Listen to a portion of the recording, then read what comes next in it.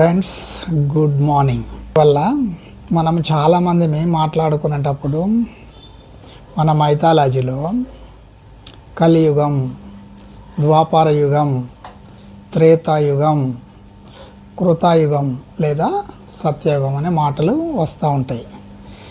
కానీ యాక్చువల్గా అంటే అందరికీ వివరంగా తెలియకపోవచ్చు. మనం వాడతాం కానీ వాటి గురించి అంత వివరంగా తెలియకపోవచ్చు. తెలిసిన వాళ్ళు ఓకే, తెలియని వాళ్ళ కొరకు చిన్న ఇన్ఫర్మేషన్ ఏంటంటే, ఫస్ట్ ఏంటంటే సత్యయుగం అంటారు, దాన్ని కృతాయుగం అని కూడా అంటారు. కృతాయుగం అంటే అప్పుడు ధర్మము 4 పాదాల మీద, అంటే 4 ప్రాముఖ్యత 4 పాదాల మీద నడుస్తుంది. అంటే న్యాయదేవత ఒక ఆవుగా పోల్చినప్పుడు అది 4 పాదాల మీద నడుస్తుంది, న్యాయదేవత 4 పాదాల మీద నడుస్తుంది అని చెప్తూ ఉంటాం. కృతాయుగం తర్వాత త్రేతాయుగం. త్రేతాయుగంలో అది ధర్మము 3 పాదాల మీద నడుస్తుంది. 3 అంటే 3, కృత అంటే 4, పైదేమో 4, ఇదేమో 3. కృత అంటే 4, త్రేత అంటే 3.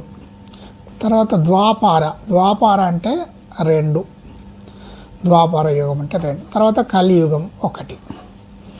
ఈ కలియుగానికి, ద్వాపార యుగానికి, త్రేతాయుగానికి, కృతయుగానికి వీటికి ఇంకో రిలేషన్ ఉంది. కలియుగము కాల పరిమితి 432,000. ఈ 432,000ను ఒక ప్రమాణికంగా తీసుకుంటే ద్వాపార అంటే అంటే 2, దానికి 2 అంతలు, అంటే 432,000ను మల్టిప్లై 2 తోటి మల్టిప్లై చేస్తే అంత, అదేంటంటే 8,64,000 సంవత్సరాలు. అది సంవత్సరాలు, ఇది సంవత్సరాలు. తర్వాత త్రేతాయుగం కాల పరిమితి కలియుగ కాల పరిమితి కంటే 3 అంతలు. త్రేత అంటే 3 అనుకున్నాం కదా, 3 తోటి మల్టిప్లై చేస్తే ఎంత వస్తుందో అంత. దాని ఎంత 12,96,000 అన్నమాట. అదే కలియుగానికి కృతాయుగం 4 అంతల కాల పరిమితి, అంటే 4 తోటి మల్టిప్లై చేసేస్తే ఎంత, అది దాదాపుగా 17,28,000. అంటే నాకు నంబర్ అటు ఇటు అంత, అది కరెక్ట్ మల్టిప్లై చేస్తే అది వచ్చే వాల్యూ అన్నమాట. ఇదేమో కాల పరిమితి. తర్వాత దీనికి అనుగుణంగా దుష్ట శిక్షణ కొరకు, శిష్ట రక్షణ కొరకు భగవంతుడు దశావతారాలు ఎత్తినమని మనం వింటూ ఉంటాం. అసలు దశావతారాలు ఏంటి అంటే, ఫస్ట్ మత్స్య అవతారము, మత్స్య, కూర్మ, వామన ఇవి ఉన్నాయి కదా.